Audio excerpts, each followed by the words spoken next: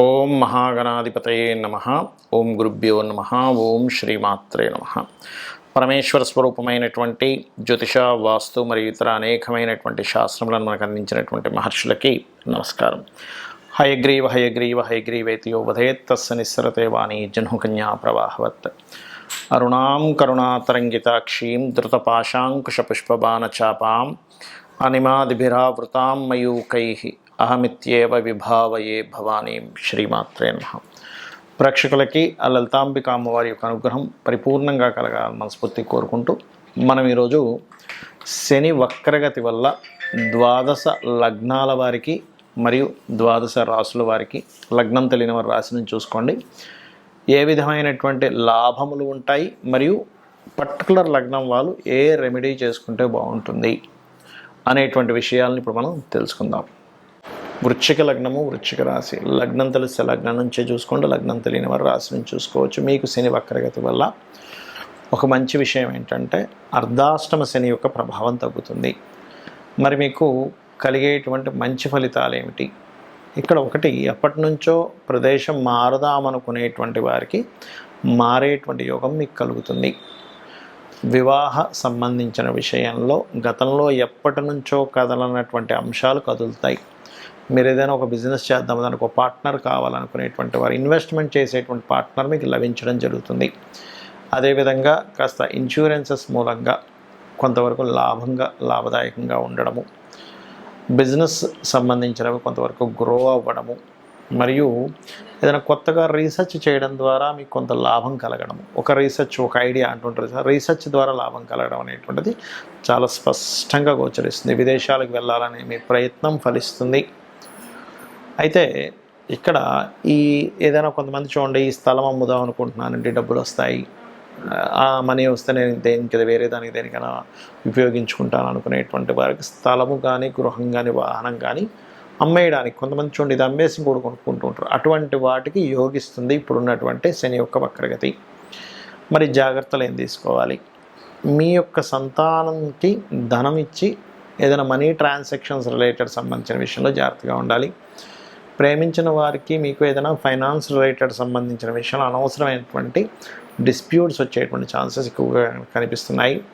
శత్రువులతో ఎక్కువగా ఉంటుంది ఇబ్బంది అనేది. అంటే శత్రుపీడ అంటూ ఉంటారు. అంటే శత్రుత్వాలు కొంత పెరుగుతూ ఉంటాయి. అందుకని వీలైనంత మటుకు సూర్య భగవానుని చూస్తూ ఓం మిత్రాయ నమః అని నామస్మరణ చేయండి. ఉద్యోగంలో ఉన్న ప్రదేశం నుంచి ఇంకో దగ్గర ఎక్కడికో మారిపోతే బాగుంటుంది అనేటువంటి మిస్క్యాలిక్యులేషన్స్ జరుగుతుంటాయి. అంటే సరిగ్గా క్యాలిక్యులేషన్ చేసుకోకుండా ఇంకో దగ్గరకు మారిపోతే బాగుంటుంది, ఇక్కడ నుంచి వద్దని హడావిడిగా మారిపోతారు కొంతమంది. చాలామందిని చూస్తుంటాయి ఇట్లా ఈ గ్రహస్థితులు ఉన్నప్పుడు మారిపోయి, అయ్యో అనవసరంగా వచ్చేసానండి, అక్కడే ఉంటే బాగుండు, తొందరపడ్డాను, అప్పుడు మళ్ళీ చింతిస్తుంటారు.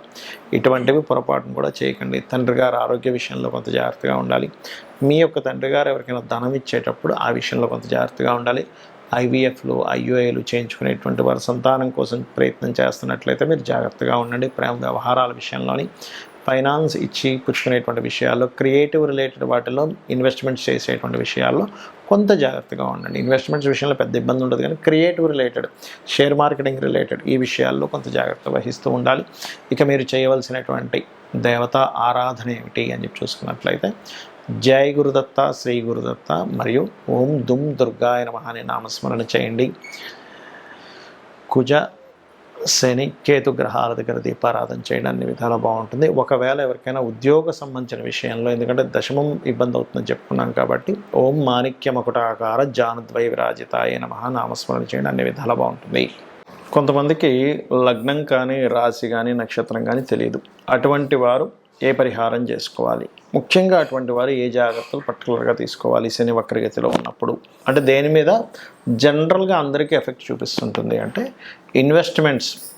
మనం ఎక్కడైనా ఒక ఇన్వెస్ట్మెంట్ చేస్తున్నప్పుడు, అది ల్యాండ్ కానివ్వండి, చదువు మీద కానివ్వండి, బిజినెస్ మీద కానివ్వండి, ఇన్వెస్ట్మెంట్ చేసేటప్పుడు కాస్త చూసి ఇన్వెస్ట్మెంట్స్ చేయాలి అనేటువంటి చూపిస్తుంది.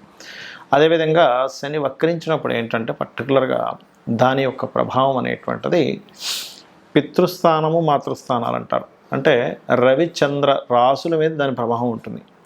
కాబట్టి ఎవరైనా సంతానం సంబంధించినటువంటి ప్రయత్నాలు, అందులో ప్రత్యేకంగా ఐయుఐలు, ఐవీఎఫ్లు చేయించుకునేటువంటి వారు కొంత జాగ్రత్త వహిస్తూ ఉండాలి.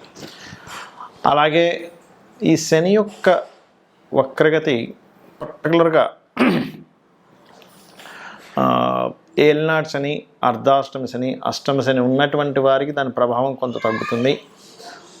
అది ఏ రాశుల వారికి అంటే, ఇప్పుడు చూడండి, మనకి ఈ మకర రాశి ఉందనుకోండి, మకర రాశి వారికి ఏలినాటి శని లేదు, వెళ్ళిపోయింది. కానీ వక్రగతి వెనక్కి రావడం వల్ల మకర రాశి వారికి కొంత ఏలినాటి శని ప్రభావం ధనస్థానం మీద పడుతూ ఉంటుంది. మన కుంభరాశి వారికి జన్మంలో ఉన్నటువంటి శని వెనక్కి వెళ్ళినట్టు అవుతూ ఉంటుంది. అంటే ఏమిటి, కొంచెం స్ట్రెస్ తగ్గుతూ ఉంటుంది. మీనం వారికి ఏలినాటి శని ప్రారంభమై 1.5 year అయినప్పటికీ ఇప్పుడు మరలా ఏలినాటి శని లేని ప్రభావం కనిపిస్తూ ఉంటుంది. అలాగే కర్కాటకం వారికి అష్టమ శని ప్రభావం తగ్గడము, వృశ్చికం వారికి అర్ధాష్టమి శని ప్రభావం తగ్గుతూ ఉంటుంది. అయితే ఇక్కడ మీరు అర్థం చేసుకోవాల్సిన విషయం ఏంటంటే, శని భగవానుడి యొక్క మహాదశ నడుస్తున్నా, ఏలినాటి శని, అర్ధాష్టమి శని, అష్టమి శని నడుస్తున్నా ఏమీ కంగారు పడాల్సిన అవసరం లేదు. ఆయన ఏమీ మిమ్మల్ని హింసించడు. ఒకటే గుర్తుపెట్టుకోండి, ఆయన కర్మనిస్తుంటాడు. కర్మ అనేటువంటిది మనం చేసేటప్పుడు శ్రమ అనేటువంటిది ఖచ్చితంగా ఉంటుంది. ఎందుకంటే శని భగవానుడు శ్రమకారకుడు, కర్మకారకుడు, ఆలస్యానికి కారకుడు, మందుడు అంటూ ఉంటారు జ్యోతిష్ శాస్త్రంలో. అందుకని ఏమిటి, కాస్త శ్రమ ఆలస్యం అవుతుంది, ఇంతే గుర్తుపెట్టుకోండి. మనం చూడండి, ఏదైనా ఒకటి ఇన్ఫర్మేషన్ ముందే మనకి ఇది ఇప్పట్లో రాదు, కొన్ని రోజులు టైం పడుతుంది అని ముందుగా మనం ఫిక్స్ అయ్యామనుకోండి ఏదైనా ఒక విషయంలో, మనం అప్పుడు ఇబ్బంది పడం. అలా కాకుండా ఈరోజే వచ్చేస్తుందండి మనకు ఆ రిజల్ట్, లేకపోతే ఈరోజే మనం దాన్ని మనీ ఇస్తాను, వ్యక్తి ఇచ్చేస్తాను అన్నాడు అన్నప్పుడు మాత్రమే అది రేపటికి పోస్ట్పోన్ అయితే మనం స్ట్రెస్ ఫీల్ అవుతాం. అలా కాకుండా ఓ వారం 10 రోజుల్లో వస్తుందని మనం ఫిక్స్ అయితే, ఒక రేపు వచ్చింది అనుకోండి ఆ రిజల్ట్, మనకు రావాల్సిన లాభము, అప్పుడు అదే తొందరగానే వచ్చింది అనుకుంటాం. అలా ఏంటంటే ఈ రాసుల వారు పర్టికులర్గా ఈ 4.5 నెలలు అంటే ఎవరెవరు, ఇప్పుడు ఈ మిథున రాశి వారికి అష్టమ శని యొక్క ప్రభావం పడుతూ ఉంటుంది ఈ వక్రించడం వల్ల. అలాగే తులా లగ్నమ తులారాశి వారికి అర్ధాష్టమ శని ప్రభావం పడుతూ ఉంటుంది, ఏది పంచమంలో శని ఉన్నప్పటికీ వక్రించడం వల్ల. మరియు ఈ యొక్క ధనస్సు వారికి ఏలినాటి శని ఎండింగ్లో ఉండే ప్రభావం పడుతూ ఉంటుంది వక్రించడం వల్ల. వీరు కొంత జాగ్రత్త వహిస్తూ ఉండాలి. అలాగే ఇక్కడ ముఖ్యమైనటువంటి విషయం ఏంటంటే, చాలామంది వాళ్ళ జన్మజాతకంలో ఉన్నటువంటి ప్లానటరీ పొజిషన్స్ ఏమిటి, పిఏసి అంటారు, అంటే ప్లేస్మెంట్ ఆస్పెక్ట్ కంజంక్షన్ ఏమిటి, మహాదశ ఏం నడుస్తుంది, ఏ గ్రహం బలంగా ఉంది, ఏ గ్రహం బలహీనంగా ఉంది అనేటువంటి విషయాన్ని పరిశీలించడం మానేసి కాలసర్పదోషం ఉంది, లేకపోతే సర్పదోషం ఉంది, లేనట్లయితే ఏలినాటి శని నడుస్తుంది, ఇంకోటి ఏదో స్త్రీదోషం ఉంది, పితృదోషం ఉంది, అందుకే నేను జీవితంలో ఎదగలేకపోతున్నాను అనుకుంటారు. అది కేవలం ఆ పార్ట్ వరకే.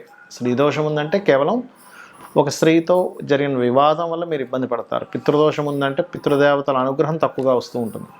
కాలసర్పదోషం ఉందంటే అది కాలానికి ఆపాదించబడాలి కానీ జన్మజాతకానికి చేయకూడదని చెప్పబడింది.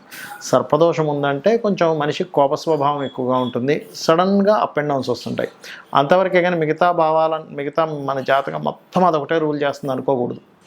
ఒకవేళ ఆ దోషం ఉన్నప్పటికీ కూడా చాలా సింపుల్గా సర్పదోషం ఉన్నటువంటి వారు రాహుకేతు గ్రహాల దగ్గర దీపారాధన, రావి చెట్టు చుట్టూ ప్రదక్షిణాలు చేసుకోవడము, సర్ప ఆరాధన చేయడము, కాళహస్తికి వెళ్ళి రావడం చేస్తూ ఉంటే అది పూర్తిగా తగ్గిపోతుంది. దాని గురించి టెన్షన్ పడక్కర్లేదు.